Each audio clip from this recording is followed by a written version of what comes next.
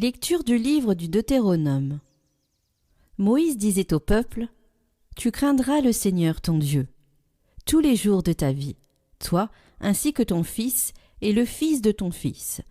Tu observeras tous ses décrets et ses commandements, que je te prescris aujourd'hui, et tu auras longue vie. Israël, tu écouteras, tu veilleras à mettre en pratique ce qui t'apportera bonheur et fécondité, dans un pays ruisselant de lait et de miel. Comme te l'a dit le Seigneur, le Dieu de tes pères. Écoute, Israël, le Seigneur notre Dieu est l'unique. Tu aimeras le Seigneur ton Dieu de tout ton cœur, de toute ton âme et de toute ta force. Ces paroles que je te donne aujourd'hui resteront dans ton cœur.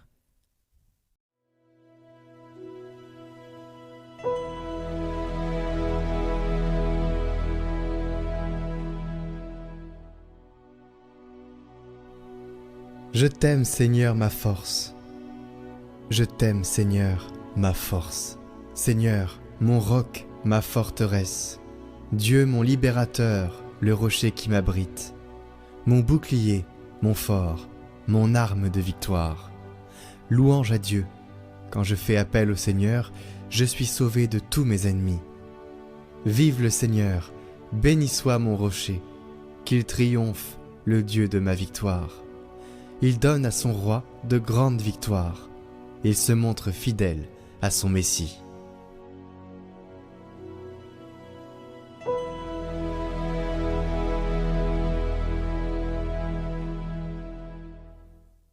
Lecture de la lettre aux Hébreux.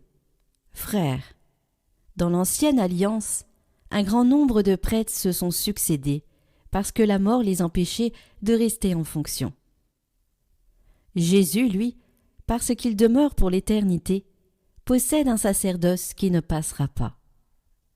C'est pourquoi il est capable de sauver d'une manière définitive ceux qui par lui s'avancent vers Dieu, car il est toujours vivant pour intercéder en leur faveur.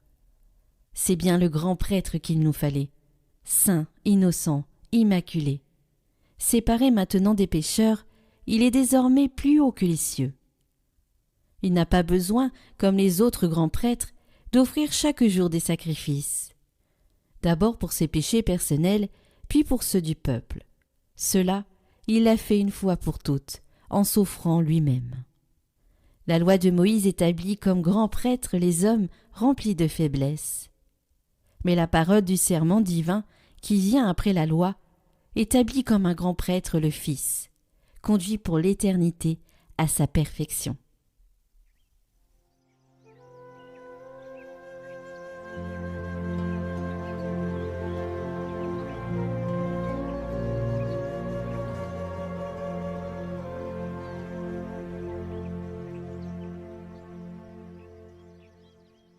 Évangile de Jésus-Christ selon saint Marc. En ce temps-là, un scribe s'avança vers Jésus pour lui demander : « Quel est le premier de tous les commandements ?» Jésus lui fit cette réponse : « Voici le premier. Écoute, Israël, le Seigneur notre Dieu est l'unique Seigneur. Tu aimeras le Seigneur ton Dieu de tout ton cœur, de toute ton âme, de tout ton esprit et de toute ta force. Et voici le second. Tu aimeras ton prochain comme toi-même. Il n'y a pas de commandement plus grand que cela. » Le scribe reprit : « Fort bien, maître. Tu as dit vrai. Dieu est l'unique, et il n'y en a pas d'autre comme lui. L'aimer de tout son cœur, de toute son intelligence, de toute sa force, et aimer son prochain comme soi-même, vaut mieux que toute offrande d'holocauste et de sacrifice. » Jésus, voyant qu'il avait fait une remarque judicieuse, lui dit : « Tu n'es pas loin du royaume de Dieu. » Et personne n'osait plus l'interroger.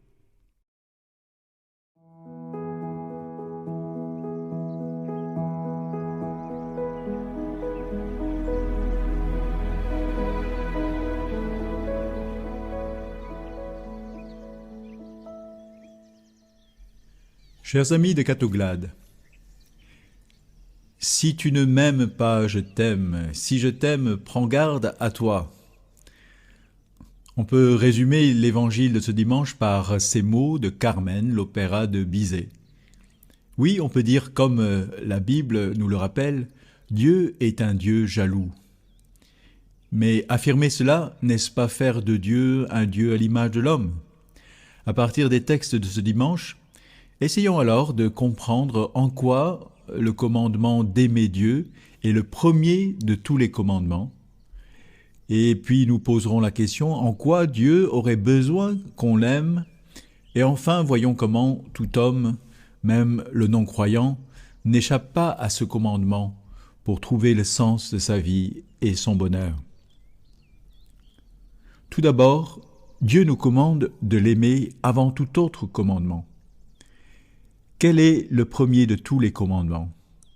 Le Seigneur Jésus de répondre, « Tu aimeras le Seigneur ton Dieu de tout ton cœur, de toute ton âme, de tout ton esprit et de toute ta force. » Quand nous lisons ce verset du Shema Israël, « Écoute Israël », c'est le premier de tous les commandements.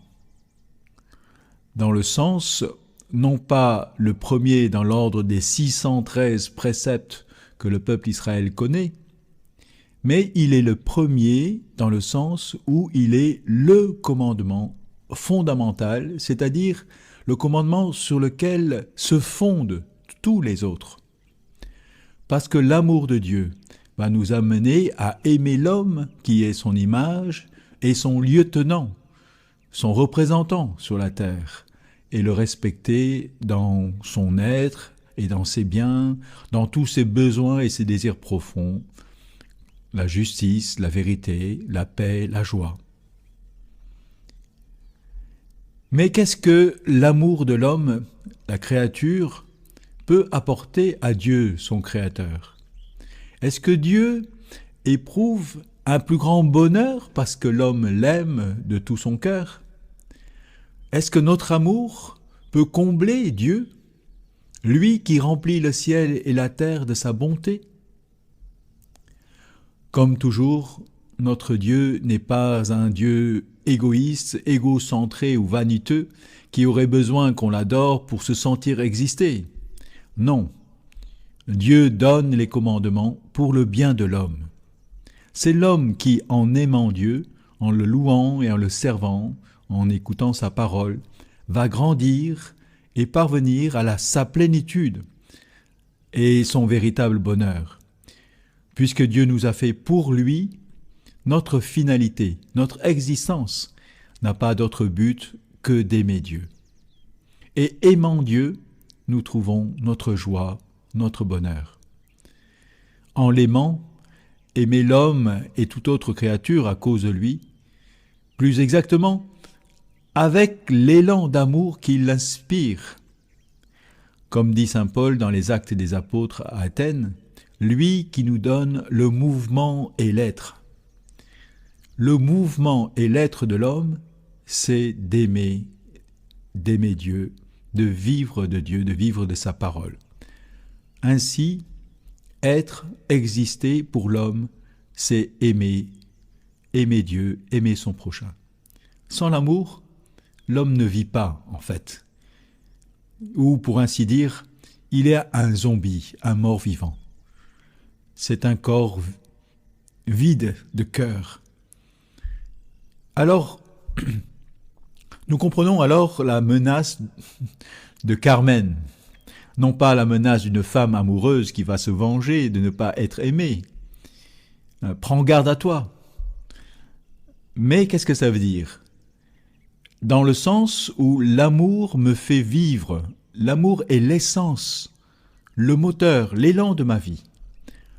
Sans amour, ma vie serait comme un monde sans lumière, une terre sans eau.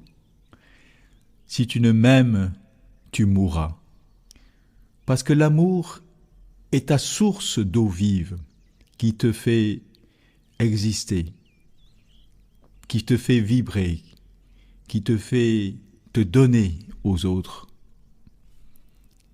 Avez-vous remarqué que je ne parle plus de l'amour de Dieu? Saint Jean, dans sa lettre, nous dit « Dieu est amour. Celui qui aime est né de Dieu et connaît Dieu. » C'est fort d'affirmer cela. Parce que si c'est cela, si cela est juste, est vrai, même celui qui ne croit pas en Dieu, mais qui aime vraiment son prochain, celui-là vit de Dieu, et il est avec Dieu même, s'il ignore que Dieu est présent à lui et qu'il l'aime, et que c'est de lui qu'il tire tout cet élan d'amour pour aimer autrui. En aimant, l'homme remplit son appel, et ce devoir va lui apporter la bénédiction de Dieu. Tu auras longue vie, cela t'apportera bonheur et fécondité, dans un pays ruisselant de lait et de miel.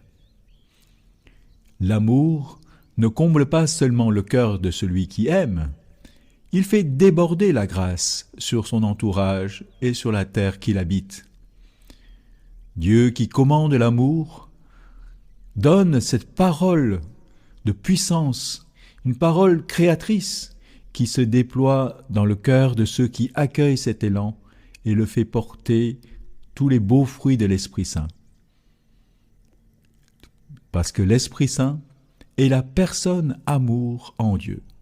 Et nous savons dans l'Épître aux Galates, chapitre 5, tous les fruits que l'Esprit Saint fait porter.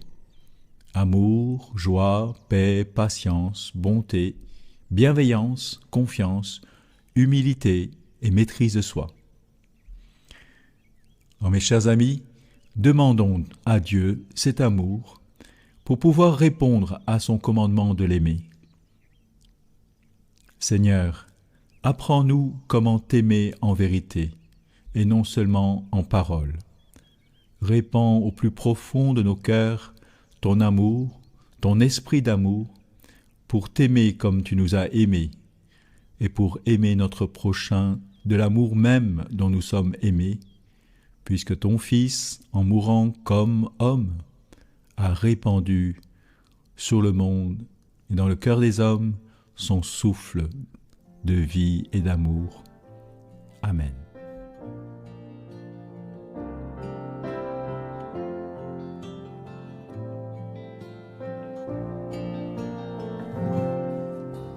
Jésus mon sauveur, Jésus mon roi,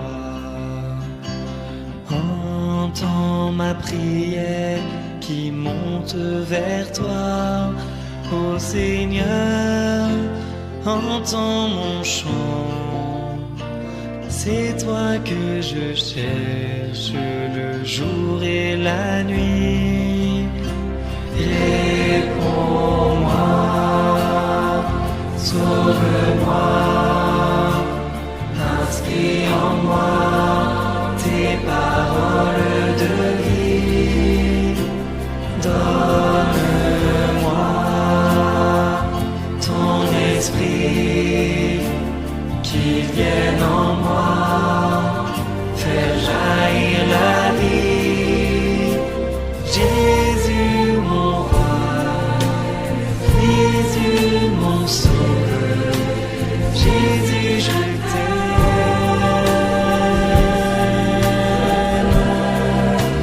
Jésus mon roi, Jésus mon sauveur, Jésus je t'aime.